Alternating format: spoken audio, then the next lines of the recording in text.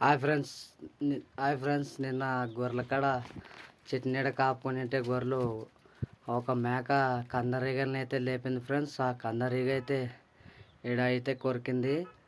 నిన్న కొరికినప్పుడు ఏం కనపడలే, ఇప్పుడుగా ఇంత వాపెక్కింది ఫ్రెండ్స్. ఇంత అయితే వాపెక్కింది, చాలా నొప్పిగా ఉంది. ఒక చెట్టు నీడకి ఎండ వచ్చిందని చెట్టు నీడకు పోతే మేక వచ్చి కందరీగలు లేపుకొని వచ్చింది ఒకటే పరి. అవి 2-3 వచ్చినాయి, 2 కరిచిపోయినాయి. నిన్న కరిచినప్పుడు ఏం పెద్దగా కనపడలే, ఇప్పుడు చాలా నొప్పిగా ఉంది. ఎంత జాగ్రత్తగా ఉన్నా అది మన గాచారం.